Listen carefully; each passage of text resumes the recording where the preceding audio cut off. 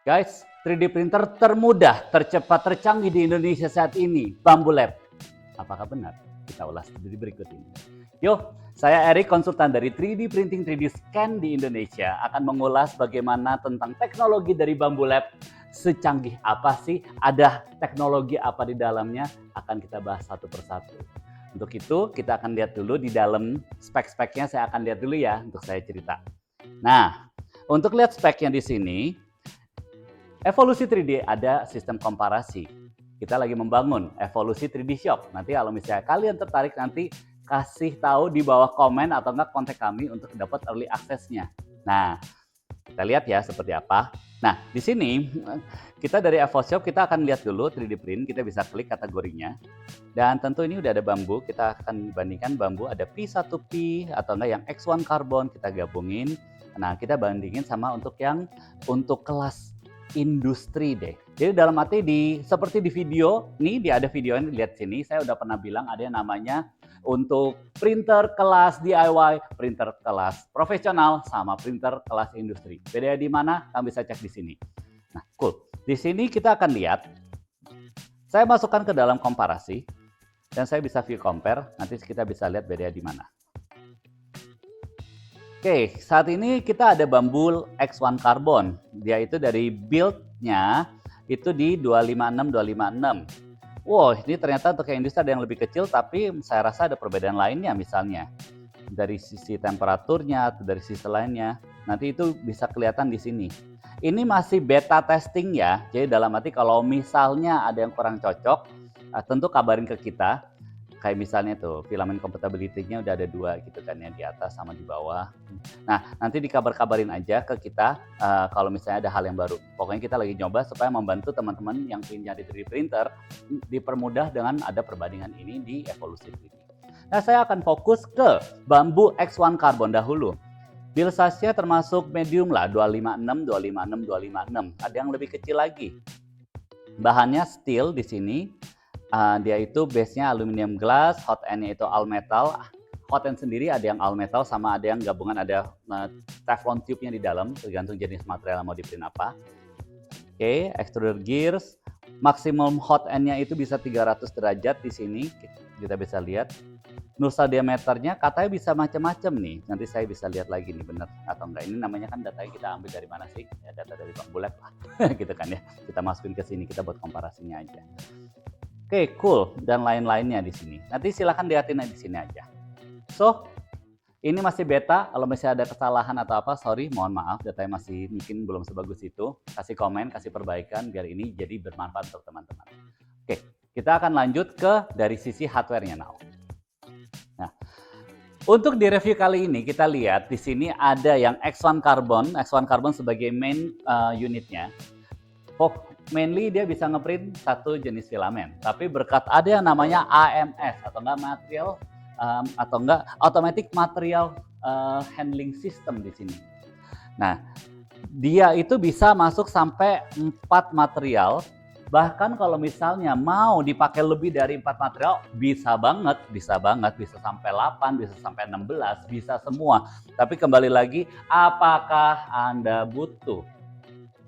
X1 Carbon termasuk bukan DIY, dia masuknya ke profesional. Seperti yang saya ceritakan, DIY butuh tweak ini, tweak itu. Profesional mostly udah lebih bagus, pas datang udah full build, nggak usah dipasang-pasang lagi. Paling ini dipisah, biar saya bisa pasang di atasnya.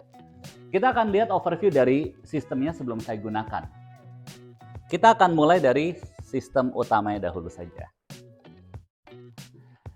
Di sini kita bisa lihat dari build quality-nya cakep banget ya.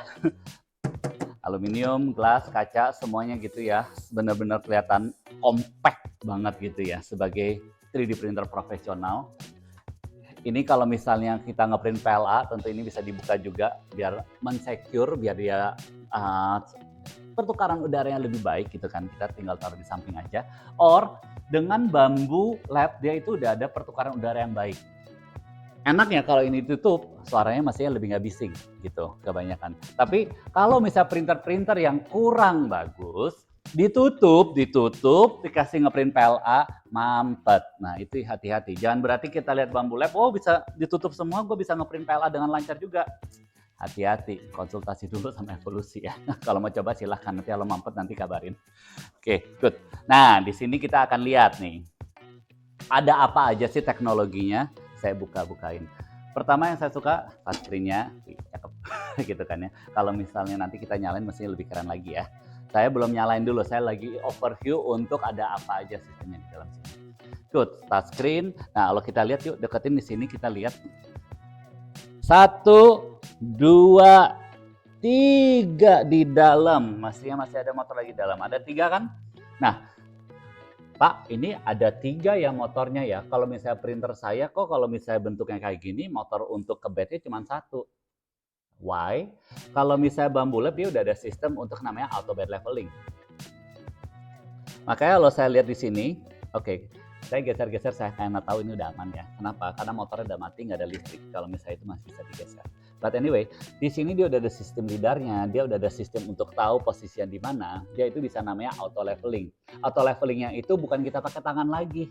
Bukan kita pakai tangan untuk atur levelingnya, tapi dari 3 aksis ini, dia itu bisa mengatur bagian mana yang direndahin, bagian mana yang ditinggiin untuk hingga bednya itu level. Makanya dia butuh 3. Kalau 1 doang kan ya udah datar-datar aja. Nah, makanya dia ada LiDAR-nya. Ini ada sensor, ada 3D scanner di sini. Ada 3D scanner untuk lihat kerataannya di sini. Nah, di sini akan melihat kerataan dari ini. Teman-teman yang DIY, kalau misalnya mau kalau misalnya kalian mau coba pakai LiDAR, udah ada kok, coba cari di pasaran DIY-nya juga. Tapi harus tahu cara codingnya sama masukin ke dalam ya sistemnya kalian ya. Tapi kalau misalnya untuk para profesional yang orang print pokoknya tahu print jadi beres, ini oke. Well, kita akan lihat lagi selain untuk 3 aksisnya di sini, saya lihat bednya udah oke banget, udah smooth banget gitu ya. Dia udah magnetic, udah enak. Nah, jadi kalau misalnya udah selesai print tinggal lepas gampang gitu kan ya. Saya lihat yang ada sedikit kurang di sini. Ini buat Bambu Lab, kalau misalnya nanti ada development berikutnya, tolong dong buatnya ini rata. Jadi kalau misalnya ada, kadang-kadang ya kita kalau ngeprint tuh suka ada sampah-sampah di sini. Jadi kalau misalnya itu ya bersihinnya rada males ya gitu ya. Mungkin kalau misalnya ini saya bisa akalin pakai buat nampan kali ya. Kalau itu sampahnya datang langsung ke nampannya. Tapi ya kan repot gitu. Buat yang polos saya nanti pakai sapu tinggal dikeluarin keluar. Dia dari Bambu Lab, dia udah rapih ininya, udah ada perapi kabelnya juga. Dia sistemnya kalau saya lihat dia direct extruder, saya lihat di sini. Motornya ada di dalam sini. Filamennya masuk ke sini didorong keluar gitu. Ada 2 tipe, ada Bowden, ada direct, which is in my point of view direct is much better gitu kan ya. Nah, kita lanjut lagi dari headnya ini. Headnya ini yang saya dengar dia itu udah ada fungsi untuk memotongnya juga, jadi untuk multimaterial. Nanti kita akan bahas di situ. Sini akan lanjut ke belakang. Nah, ini kita lihat dari putar belakang ya di sini. Oh iya, ada fan-nya tuh.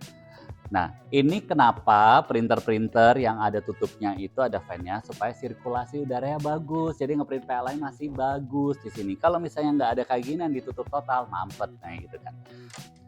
Di sini ada satu sistem lagi kabelnya itu untuk nyambung kemana? Nah, itu nyambungnya ke automatic material sistemnya dari milik Bambu Lab. Jadi ini adalah data-data di mana kita bisa, misalnya nih ada satu filamennya udah habis. Nah, saya sambil ngomong ada inian juga deh. Saya tutup dulu, mana tutupnya? Nah, kita akan ulas sedikit tentang AMS ya. Gue bilang keren. Kerennya kenapa? Biasa kalau misalnya kita para pemain 3D printing, salah satu masalahnya materialnya debuan. Ini udah rapih, udah full karet di sini. Dia ada sistemnya sendiri untuk loading atau unloadingnya, terpisah dari apa yang kita ada di mesinnya. Jadi kalau misalnya satu material spoolnya udah mau habis, dia bisa deteksi, nanti pindah ke material berikutnya. Kalau misalnya ada beberapa warna, kita itu bisa pakai sampai 4, 16, 8 itu nggak jadi masalah gitu loh. Karena dia bisa tukar-tukaran waktu ngeprint. Dan ini nggak tahu ya, orang-orang sadar atau nggak, coba dideketin di sini. Nah, apa ini? Ini adalah pengering, biasikan gitu kan ya. Jadi bisa ditaruh di sini. Jadi untuk material-material yang butuh tingkat kekeringan yang tinggi, pasangin ini gitu. Udah disiapin tempatnya. Nah, ini dipasang dari sini.